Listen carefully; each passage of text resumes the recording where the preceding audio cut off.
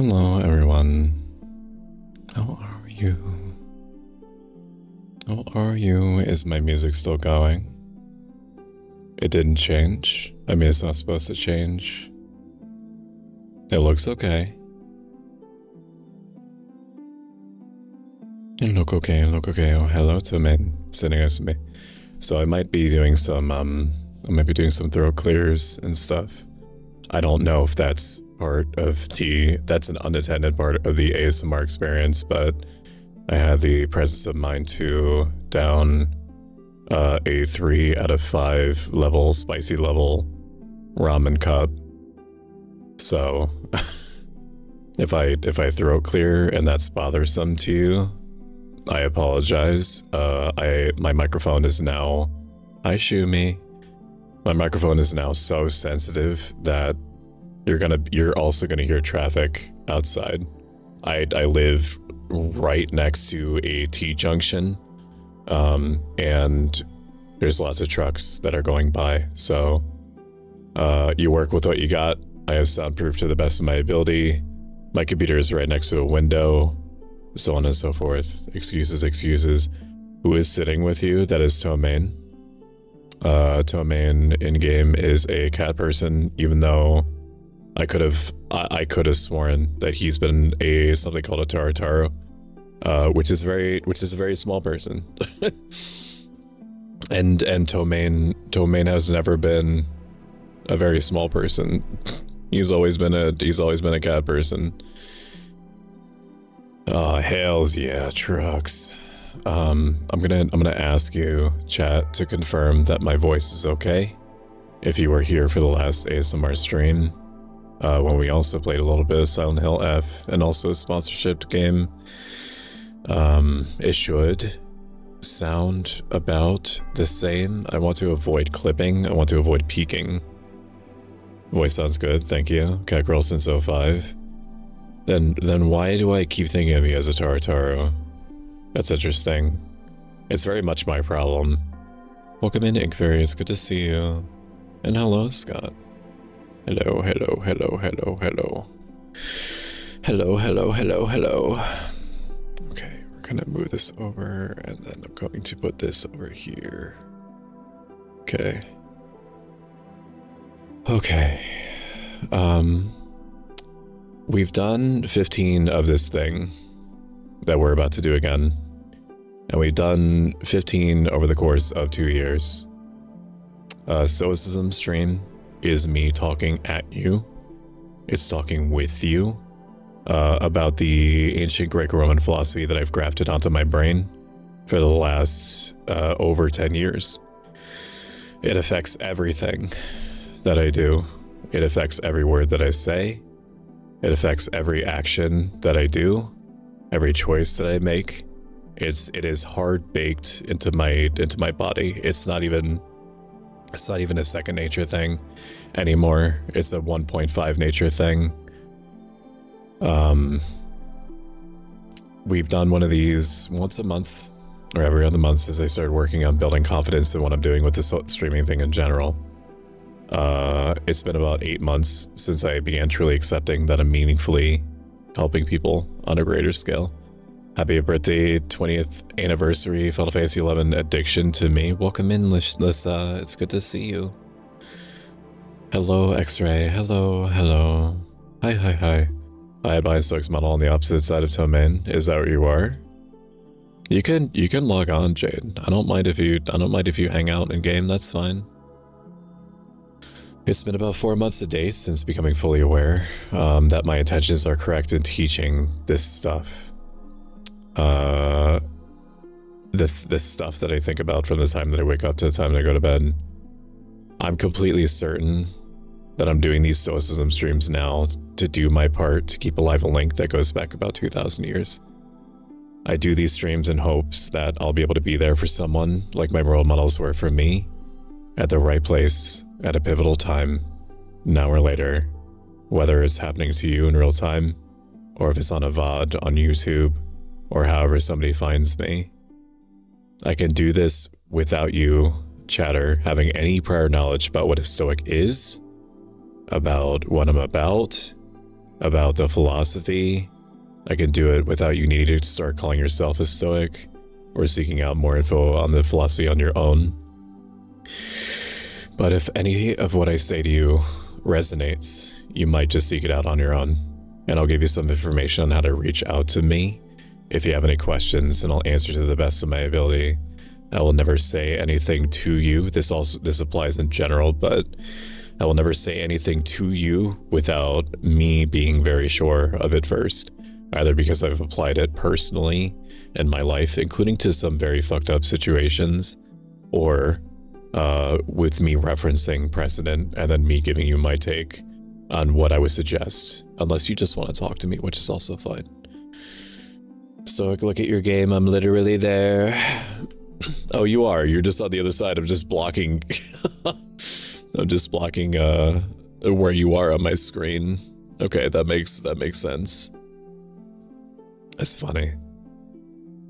Let me get my stuff back up.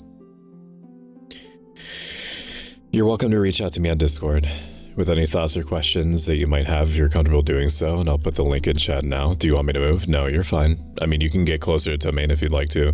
You can sit closer to me. That's fine. I'm not going to bite you. As far as you're aware, I'm not going to bite you. You should be fine. No, you are going to be fine. Everything's going to be fine. I might bite you. I don't know. If I can't answer right away with whatever you reach out to me, however you reach out to me, I'll let you know. But no matter, yes, you will bite, I will bite. But I will get back to you. You can use an anonymous sign-up list message site I use called Marshmallow to plug questions, comments, and feedback into. And I'll put the link for that in chat now. You don't have to register for it. You don't have to sign up for it. I'll explain a little bit about that later. But you can just send things to me if you want to, with an important caveat. I'll be spot checking the AMA site throughout the stream, and if you have any questions, I'll give you my thoughts in real time. It's going to work like the advice box from Fire Emblem Three Houses, if you remember that. If you happen to want to send me messages on Marshmallow after the stream is over, again, you don't have to register to do that, but the important thing is that I won't be able to reply to you unless you do. For example, I just looked and there was a message that says, how do you navigate developing feelings for a best friend who doesn't like you back in that way? And that's a very good question. Unfortunately, if this was intended for me to answer privately, I'm not able to answer back unless you are signed in. So it gives me the option of answering in general in like a blanket fashion on Twitter. But this is the sort of question that I think is targeted and like with involving something that is going on in somebody's life. For base covering purposes, I'm not accredited. I'm not certified. Oh, thank you for the hydrate, Alex. I appreciate that. I'm not accredited, I'm not certified, I'm not licensed anywhere to perform psychological or philosophical counseling. I got close to doing it once, and then I just got pulled in other directions, as life tends to do. I can say that I know I've helped people, and anything I ever say in a Stoicism stream is something I practiced or applied myself to real-world situations, and I'm happy to expand on anything at any time. You're not inconveniencing me in any way. There's no minimum or maximum amount of time that this is going to run. We're just going to keep talking until it feels like a good time to stop. We'll then take a break so I can move things around. We'll stretch, we'll eat a snack, and around then, probably you should too. Then we'll play Silent Hill F for my best guess is a couple hours after. So why am I doing this? It's because I owe a debt. I owe a debt to the path that's made me what I am. It's made me believe in myself. It let me recognize, embrace, and tease out qualities that I believed that I simply didn't have. Or ones that were meant for better people. Main characters. I owe it to my role models to try to be for someone what they were for me. It happens to be a goal to stream part-time, and if we get there full-time, so I have as many opportunities as possible to impact even people at a pivotal time for them, even one person. If I help even one person with these streams or any stream, even a little bit, it's a success, no matter how much or how little money flows through the channel, or whether I float 1 million followers or 100. It's always been that way. It's always going to be that way. I'm going to do my fancy fire thing now, okay? I'm going to do my fancy fire thing that I typically don't do outside of Stoicism streams. You ready? Ooh, look at that. Ooh, wow. Wow, that's crazy. Stoic is a very good boy. Stoic is a very good boy. Well, thank you. Thank you for that. I appreciate it. I appreciate your support so much. We're gonna get started. Okay. Let me actually check the AMA site. I could answer this question in real time, because I don't think that while it was probably meant to be asked in like a, hey, can you help me personally kind of way, I think that this also applies to people in general. Welcome in to Both the Bears. Good to see you. Hello, Wispy. Significantly helped me. I don't even go to my therapist anymore. He's my therapist. Stoic has helped a lot of people despite silly behavior. He's very kind and caring, does his best to be there for people. Good to see you too, homie. Not as good as it is to see you, baby cakes. How would you navigate developing feelings for a best friend who doesn't like you back in that way? I don't know if it's like an unrequited love type situation. But affection and feeling that kind of pull towards another person is one of the most difficult things to build a resistance to in yourself, especially if you're already experiencing it, because the mind has a tendency to do with hope what it does with fear, and that with fear, it's a wanting to avoid something that seems terrible. Whereas with hope, it's a want or a pull towards something that to you seems good in whatever way it seems to be.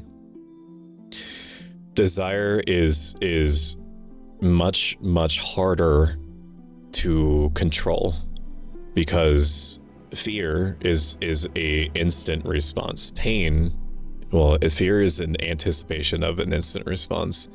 Pain is an instant reaction. It is something that induces stress. It compels you away from something. And trying to move away from something is a lot easier than trying to avoid being compelled towards something, because we're all geared to try to find good things wherever possible. And we are convinced that all things that feel good are in fact good for us. And that is why desire is like 10 times harder, in my opinion and my experience, to build a resistance to, is because you are convincing yourself that you need this thing. You think about the best friend that you feel an attraction to, and you are saying to yourself, oh, okay, so I can like spend time with them. I can go on dates with them. What if we hang out? What if they're into me in the same way? What if I hold on to hope and think that they're going to see me one day the same way that I see them? It is a process that is passive, but it's also kind of like an auto-injector. It's kind of like an auto-feeder of ideas. The best way to handle it, in my personal opinion, in my personal experience, is to break it apart.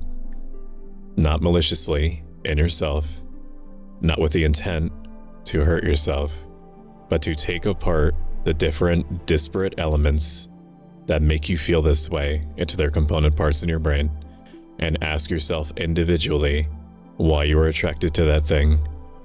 And if it makes sense, given the overall situation and your relation to this person, for you to feel that way about this basic part.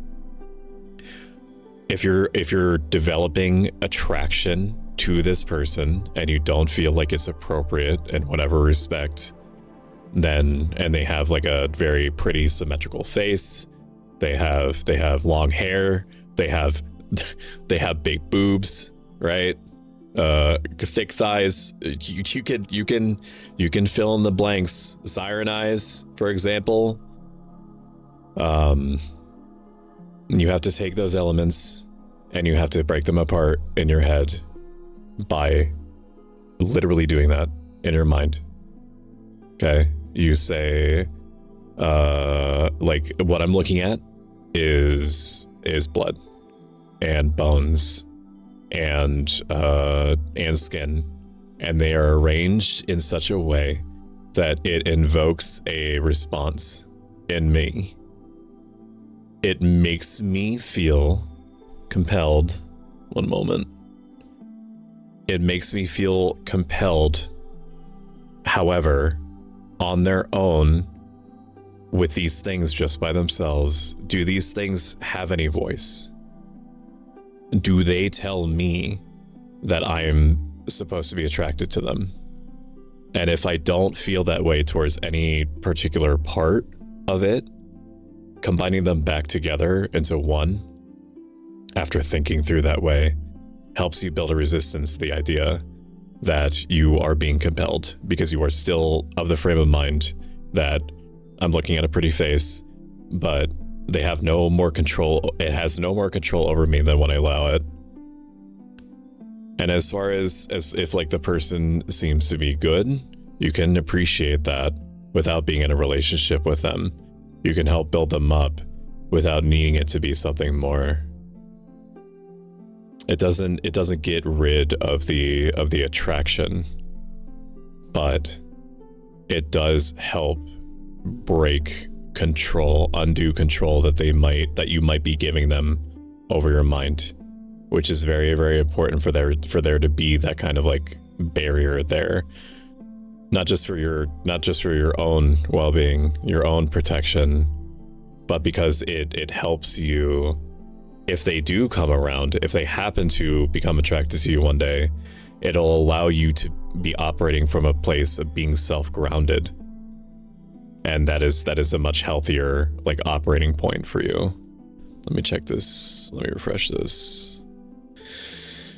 Let's see if anything came in. So I don't know if that answered the question. I don't know if that helped. If you happen to be here.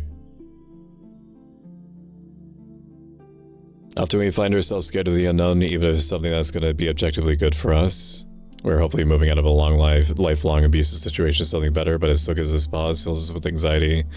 It makes us want to stay where we are, even though it's a miserable existence. How do we move past this fear, and step into a new unknown that brings its own fears?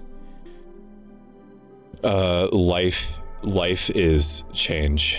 Everything is constantly coming into existence and constantly passing. And it's necessary for these changes to happen in order for everything to turn over. The alternative would be for everything to stay the same forever. And if you take it to like a maximum degree, like conclusion of what that would look like, if everything stayed the same forever and everything lived forever, it means eventually that there would be no more balance. It would mean that there are no more opportunities for self-improvement. It would mean like there are challenges in life, but the challenges represent to us like a threat. But in them is opportunities to build the characteristics that are suited to help us deal with them. And being in a lifelong abusive situation is something that is uncommon for people to experience. It's hard for them to relate to that. It's hard to comment on it because of how deeply uncomfortable the implications are. But the most important thing is that you are able to simultaneously rob control from the person that was making, or the persons that was making you feel that way, by choosing to take what they have done to you or are currently doing to you as an opportunity to build courage, endurance, patience. If you say to yourself, I can't undo what has been done to me, but I can take what's done to me, and I can turn it into material for myself, for my own growth. The type of person that would abuse you, the type of person that would take advantage of you, has no idea what they are. They think that they know who they are and what they're doing, but if they did, then they wouldn't be acting the way that they were. A person that is like that is inwardly deaf and blind to themselves and the world around them. They wander up and down the earth, believing themselves to be something when they are in fact nothing. The appropriate response towards your abuser is to pity them. Is to pity them and try to be a role model for them. And by doing that, you rob them of any power that they might have had over you still. It is important that despite your fear, because you're still going to be feeling all of the physical responses that are going to be prompting you to just stay in the situation for the sake of stability, it's important for you to summon up all of your energy, every last bit of it, and to break away, even if it's scary, even if you're not sure what the other end is going to look like. You will survive. I promise you, you will. Is it going to be clean? No. Is it going to be easy? No. Do you still have feelings for this person? Possibly. But there will be a day where you will be in a better situation, and you will wake up, and you will not think about this person or the experiences that you went through for 5-10 minutes at a time. And then those 10 minutes the next morning are going to turn into half an hour, and then an hour, and then hours. And then one day you're going to realize that you've gone a whole day without thinking about it.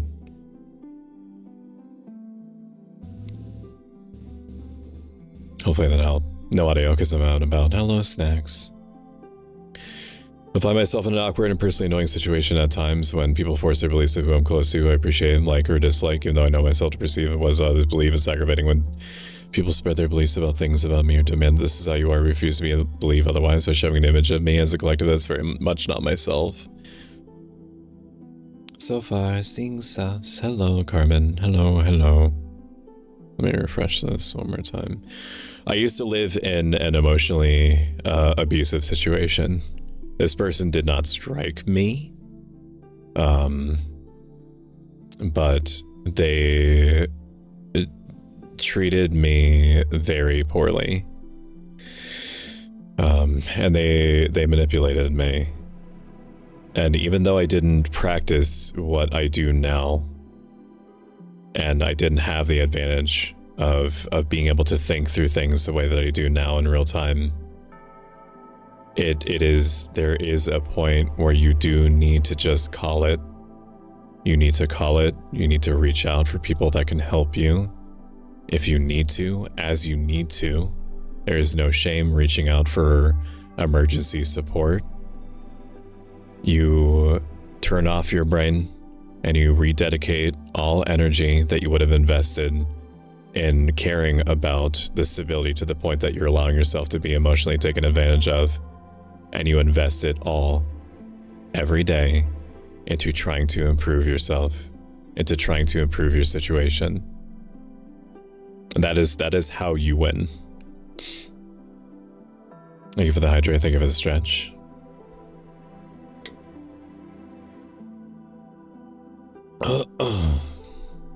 In personal experience, once you remove yourself from that situation, the fear will fade and you will thrive. Yes. Yes. Hello, Lily. It's good to see you. I'll have to listen to VOD later. I'm really curious about this and so bummed I'm missing it. It's okay, Snacks. If you have any questions about anything that comes up, you just let me know. We're going to be talking about loneliness today. I'm going to give you a little bit of background on my experience in loneliness and how I overcame it, using what I believe. For most of my life, I've been and felt alone. I was viciously bullied for most or all of my early life to the point that I became mute, with a survival mode mindset to be as small as possible. I called some people my friends by virtue of them bullying me the least. I experienced every negative emotion I could think of as a rule, without any rest. Video games were my main outlet, and for a time, art was another. Eventually, sadly, art absorbed so many of my negative emotions that I felt I had to abandon it. I know if I pick up a pencil, I probably still have it, but for the most part, that is behind me. Speeding up a bit, going to college helped a little bit. Having a roommate helped a little bit. Dating wasn't really a thing at this point that I'm describing. I went through some flings. I had experiences, most of them being sort of nice, but also most of them being very stilted and confusing. I don't think that anybody ever like starts off as like the master of romance, right? But for me, it was mostly like, I guess this is cool that this is happening. Like I was mostly just doing it because I was like, okay, this is what I'm supposed to do. Like I'm supposed to like kiss and do stuff to this person. Just going through the motions. I was required to take an intro to philosophy course, and I learned in a 15-minute stint about somebody named Epictetus, who claimed things like it being possible to be happy if you're focused on trying to do the right things for their own sakes, with what time and resources you have, or being able to be at peace regardless of what's happening around you, positive or negative. I sealed those ideas away, even if I resonated with them because I didn't believe that it was possible to really think that way. I also believe I was trying to distract from the idea that if I learned any more, I'd feel a compulsion to change. What that would mean, how much change I would undergo, if there was enough even surviving material to utilize, and so on. So the thoughts got tucked away. Some months later, I found myself in my dorm room, happening to be alone, consumed by my uncertainties, with my face in my hands. I tried suppressing what I was feeling, and I failed. I questioned what the alternative was, trying to convince myself that the question was rhetorical, even though I had an inclination that it wasn't. I remembered the random philosopher I learned about and what was attributed to him, and I got out the book that he was in and I read. I got much of the same feeling I had in the required intro philosophy class however long ago. There was some basic instructions on headspaces to try to put yourself in and why. On reflection, the translation was not great, but it was all just enough threads to pull on to go wherever this 2,000-year-old seemingly random philosopher's words were pointing me, if anywhere at all. I spent the next 3 or 4 months reading that section every day and trying to remember anything about what I read while trying to RP, really thinking that way in situations that seemed to make the most sense. It having an effect on me wasn't obvious, but something was happening to me and in my brain, causing me to very slowly appreciate things more deliberately, mindfully, calmly. From 6 months to start, I was aware that I was in some way different. The things that got to me before got to me less. Not quiet, mind you, but I didn't feel under siege anymore, and in a couple decades by that point, that was undeniably new. The fact that I felt less isolated or lonely was new too. I would often go days hoping, wondering if I was ever going to stop feeling the way that I was. Wondering if I was going to be properly helped by anyone. Being completely unsure why, before that point, right up to that point, why people treated themselves and treated me the way that they did. And it did invoke feelings of loneliness in me. Once I started practicing and really tried understanding how my brain worked and why it was doing the things that it was, I felt less lonely. And I'll touch on it a little bit later, I know that for sure. But it's because there was a connection, or is a connection. There's a connection between people that are just trying to do the right thing for the right reasons, whatever that seems to be based off of limited information. There is a connection there, and you don't have to know who they are. You don't have to know their name. They don't even need to speak the same language. They don't even need to be in the same country. There's a connection there. There's a thread. And if you're aware of them, then that also means that they're aware of you without needing to know anything about you. Human beings are social and rational animals. It's part of the bread and butter of our design, purposeful or accidental by the powers that be. The Stoics refer to the powers that be as nature with a capital N. I won't go much further into Stoic physics, because a lot of it is frankly weird. Like it is neat. It is neat to learn about what the original Stoics believed, but it's also important to take into context that they had very few scientific tools.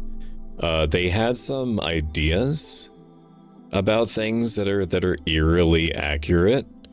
Like they had the idea of something called a cosmic conflagration, which is described like the Big Bang Theory, that the science thing, not the show. They didn't predict they didn't predict Sheldon saying, "Did I do that?" And then the Seinfeld outro plays, right? Oh man. But they also had the idea of something called like animating fire, or pneuma, not the song. And animating fire, based off of the way that they described it, is eerily similar to atoms and how atoms in our cells work. Bazinga, holy show mix. Yeah. Bazinker. I don't think it's weird. It makes sense to me when you look at it from a different perspective, but there are also things in philosophy that were reworked over time to other academic fields. It's important to also take into context that Eastern cultural philosophies and Western cultural philosophies can vary wildly. I am not going to remotely pretend that I'm an expert in Eastern cultural philosophies. I very much dig Confucianism and Taoism and Buddhism. Buddhism being probably in the general headspace the closest to Stoicism in its ultimate effect, but it is trying to, if I remember correctly, control for suffering, whereas Stoicism is like, nah bro, like assuming that you're not walking into it on purpose, suffering can be a good material for self-improvement or hammering yourself out. But Eastern cultural philosophies, to my understanding, given my current uneducated impression, is that they are much more focused on the idea that we are connected, that there are threads between us, even if they aren't evident. Western cultural philosophy is much more individualized, in my experience. So it's us establishing that mental framework has to be worked on. It has to be like a deliberate thing for us to try to establish and recognize in ourselves, even if it's just as true.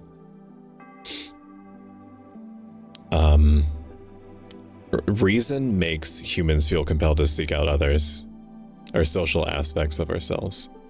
We want to be seen nebulously as good people, whatever that means, or to avoid being seen as bad people, whatever that means.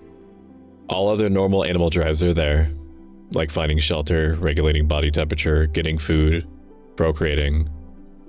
But humans stand apart as the only ones with anything going on that's more advanced than that, as far as we know. The natural human wants to be around people and to be recognized as valuable by them is something that Stoics recognized, as much as they were huge proponents of being able to inwardly stand on your own. Fulfilling the higher order need means taking reasonable steps to try to role model for others. to facilitate healthy, respect-based relationships between yourself and other people, and to help others through difficult times that they're having. And always and in everything with the reservation clause that you are not the ultimate director of a person's behavior. It's been a thing of how suffering allows one to appreciate what's good too. You cannot know how much something is good or gives you joy when you've not experienced the loss of it before. To suffer is to live. It's also a thing in Buddhism in a way. Let's refresh the AMA page. Okay, nothing new came in. Loneliness is an interesting human emotion to tackle. It's a feeling of longing, or a want to feel connected to others. It's something that varies from person to person in how strongly it's experienced and why, and what types of interactions help counteract it. A person can be extroverted to the degree that they only feel socially sated when they're around others a lot of the time, or even the vast majority of the time. A person can be very introverted, or even extremely, and still feel pangs for another person. For these people, it might be enough just to connect online and hang out with other people. In any case, as unavoidable to some degree as it is for people to feel general longing for others, it's in the Stoic framework that something that should be very carefully managed. If loneliness is felt strongly enough, it can make a person more likely to voluntarily give control of their minds to people that are possibly less deserving of it. This can take the form of doing or not doing things to get approval from this person, unspoken or spoken, or at least avoid disdain, avoid being looked down on. This is what we want to avoid. We want to avoid a subconscious openness to vulnerability, to manipulation or exploitation. Even if that's never the intention, nobody ever willingly goes into anything, forms any kind of relationship with the idea that it's for them to be taken advantage of.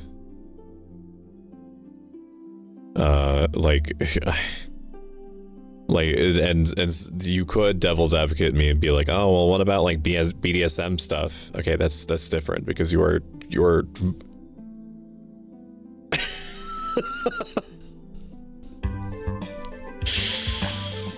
oh, fucking give me a minute.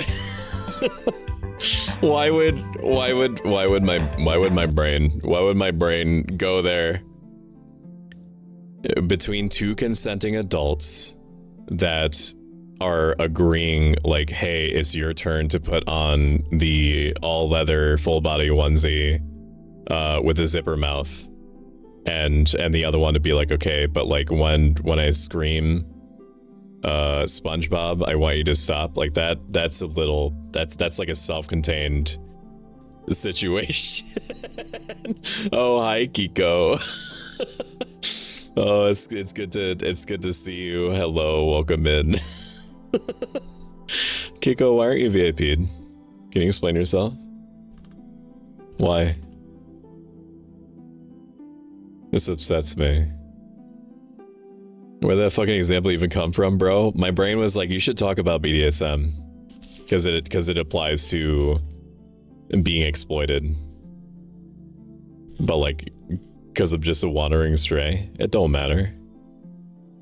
It don't matter none. Oh, Wispy, I'm gonna take your VIP diamond back because I need to make sure that I have a supply because I can have an unlimited number of I can have an unlimited number of mods, but I can't have an unlimited number with, no, they're right there. Spirit VT. You're not expected to do anything moderative. I just want your VIP diamond back. And the most I'll ask you is like, shut yourself out if nobody gets you first. It's fair, but also that was kind of out of nowhere. Like, it makes sense as an example, but during an ASMR stream? Why not during an ASMR stream? I'd probably talk about it even if I wasn't whispering. Oh wow, I have a sword. Yeah, you can take human lives now if you want. OVO. Let me refresh the site here. Make sure I didn't miss nothing. Okay. The way to accomplish this, to avoid putting yourself in a position where you want to spend time with people without opening up yourself to the degree that is not necessary is to take conscious, deliberate, long-form steps to become content in your own space. To learn to do things for yourself, for your own sake, with respect to yourself, with that self-expressed angle. To do things for others with the set in your head intent to not need to be seen or praised to be doing it. Thinking this way has a psychospiritual effect on you. It grounds you when needing to be on your own, doing your own thing, while it also happens to make you appear and be, in actuality, more present for others. When you are comfortable in your own skin, people generally intuit that, or at least the ones that you would want to be around you, and they will naturally seek spending time with you to try to understand why.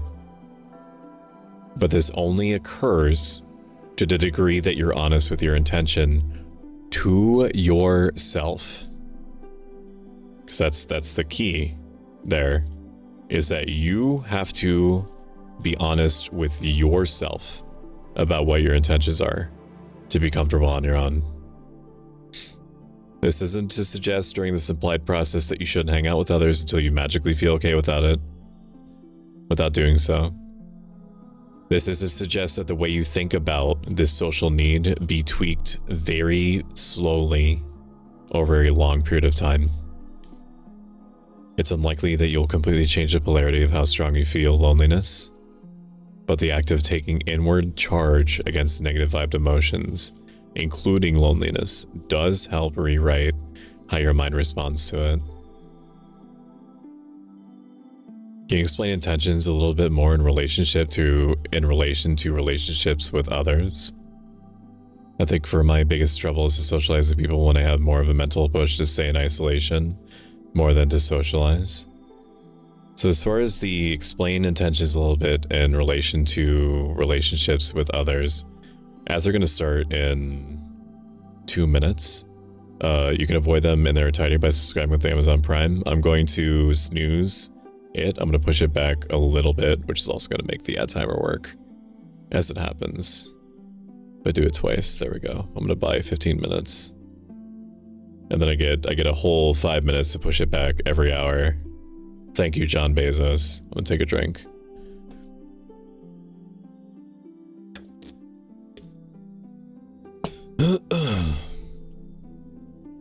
Intentions a little bit in relation to relationship with others. In Stoicism, in the belief system, intentionality is everything. The actions that you try to commit, the choices that you make, once they leave the part of you that refers to itself as me or I, it's not up to you anymore on how they are interpreted. It's also not up to you anymore what the other person does with the information that you just gave them, because it also relies on them having a process occur in them in the way that lines up with what your intentions were for yourself. So whenever we experience anything at all, there's something that happens almost automatically, quasi-instantaneously. We take in information from our 5 senses, and this gets combined into a gut read on what is happening around us. The Stoics call this the impression. This impression gets combined almost instantly, at nearly effectively, functionally instantly, with a instinctive gut read on whether this is a good thing or a bad thing. The closest allegory is probably like fight or flight response, right? A tree is about to fall on me, this is bad. Cake appears to be in front of me, this is good. That sort of mentality. Whatever we initially feel from that process happening is contextualized when it's combined together. When they're combined together, they form something called a proposition. A proposition is something that our human minds does something with. Whatever the original feeling that you had, or that the person on the receiving end of whatever choices that you're making has, whatever feeling is associated, can either be doubled down on and reinforced if the person accepts and says, yes, this impression that I have of what's happening around me is accurate. What this person is doing to me is what it appears to be. I'm going to feel this way about it. This is correct. I probably don't need any more information. The act of agreeing that the proposition is representative of what's happening to you or around you is called giving assent. By giving assent, you are also reinforcing the habits that you have in relation to what you're experiencing. Hi, Catherine. Just got back from training. Welcome back. It's good to see you. Catherine in YouTube chat. And we are guided by our judgments. We are guided by our desires, our fears, our habits, and so on, and our own personal histories with things. So the only thing that you can control in relation to other people, even though it appears that you have much more control than this, the only thing that you have true control over is your intentions. And the rest is reliant on the other person taking that information and interpreting it properly in themselves, if they do at all. Because we are not mind readers, and so we can only focus on what we can do. Like we can extrapolate, right? Like we can explain to the other person if it seems like they're misunderstanding, like, hey, I actually meant this, or just to clarify, I meant this, that sort of thing. But intentions are the one thing that we have control over, and so it's important to invest as many mental resources as we can into thinking in line with that. Hello, RTKW Fang1. I'm not sure what that means. You might be saying a character's name. As a language learner, also somebody who has trouble hearing things properly, I really appreciate every time you describe the terminologies that you're using to give context to the given scenario and subject. Absolutely. I'm happy to help. Let me refresh the page. Let's see if anything else came in, and it's okay if it doesn't. Okay, we're good. The Stoics were cosmopolitans. In short, this means that they believe that humans are all connected by the unique shared property of reason. We appreciate the explanation, absolutely. Our capacity for reason, for rationality, is considered a fragment of nature or the universe. Whether our species has this fragment totally accidentally, or if it's intentional, if nature is in fact conscious and deliberate, if there are in fact gods and goddesses, if there is only one God in the Judeo-Christian sense, whatever form that it takes, we have an aspect, we have a shard in us, which is the capability to reason, to make choices for a purpose. And our reasoning ability is our ability to make choices. Our intentionality is the one thing that we have that is capable of interacting with itself, overriding itself, or doing anything on account of its own self. And this is, in a vacuum, a kind of kindness in a physical world where our physical meat forms are forced to react to any number of things that happen to be stronger than it. Possessing this quality also happens to mean that if you are trying to think the ways that we've described, alongside someone else also trying to think the same way, you are connected in your purpose. Even if you don't know them, again, or you live hundreds of miles away from them, or they don't speak your language. When you are thinking this way, along the same lines with another person out there, they are a brother or sister to you, not by blood, but by the property and the intentions that you share. The thought alone isn't likely enough to combat loneliness, not at first, but it is factual and effective, and it goes a long way to convincing yourself. Reverend Insanity, your model looks like exactly how I imagine that novel character looks like. Let me see. Let me look. Also, it's very good to see you. Hang on. Oh, is this gonna give me a cosplay art idea? Oh, I can see it. Oh, this guy's hot. Oh yeah. Hang on, chat. You need a break anyway. I would like the image, please. Save image. Wait, why am I doing it this way? I can just show you on the browser. Right? I don't have anything weird up. Where's my browser? Look at that. Look at this dude. Okay, that doesn't make it much better, does it? It's a 256 by 256 JPEG. Yeah, this guy rules. I can see it. I would say, I'm collecting cosplay art ideas, but it's me. Like, I don't know. I don't know what, if it would be obvious that this one's hot. I mean, they're all hot. I don't know if it would be obvious that I'm cosplaying anyone. They would just be like, did you do something with your toga?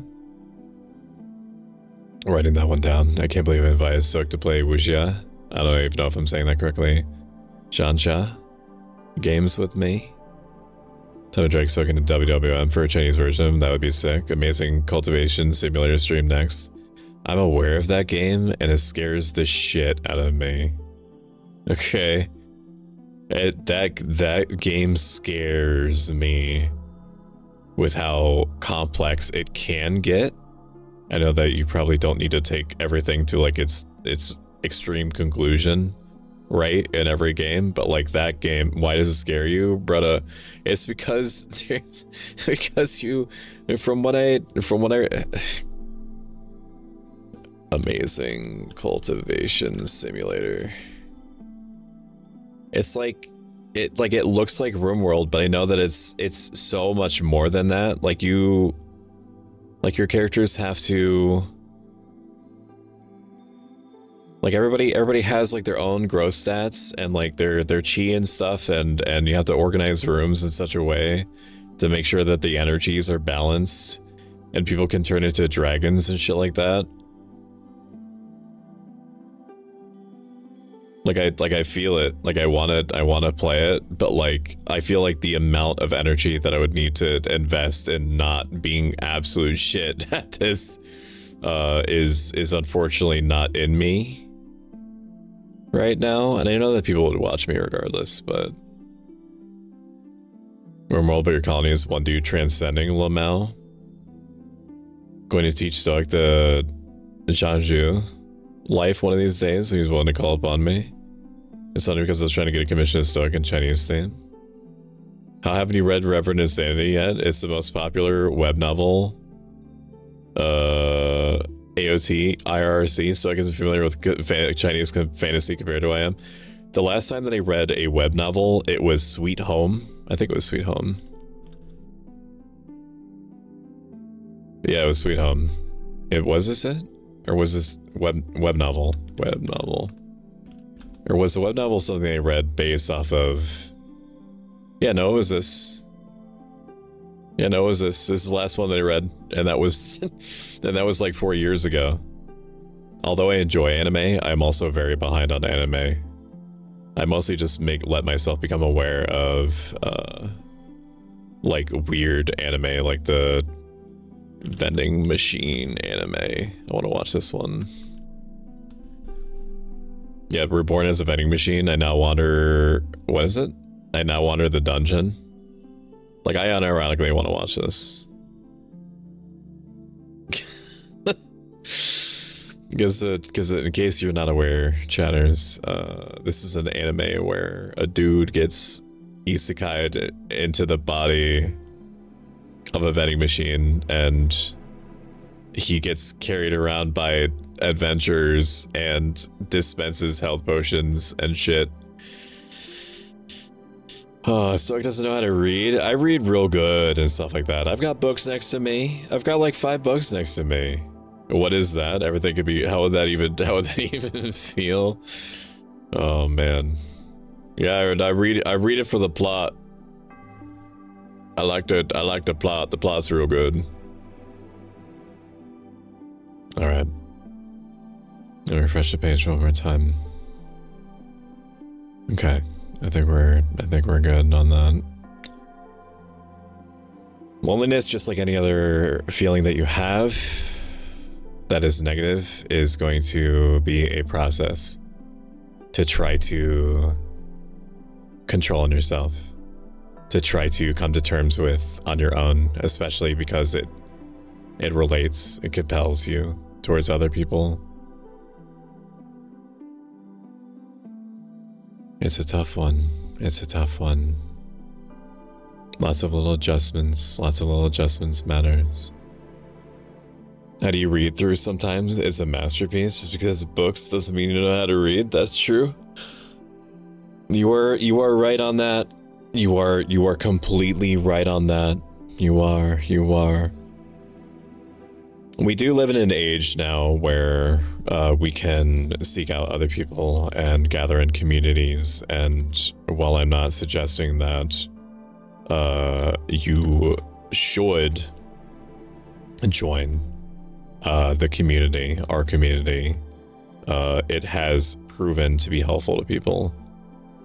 I've also set up a Stoicism's channel in my Discord where I give breakdowns of different writings that I have, and people can freely ask questions and I respond to them on there. I think I'm going to call it there. I had about 3 or 4 hours of sleep last night.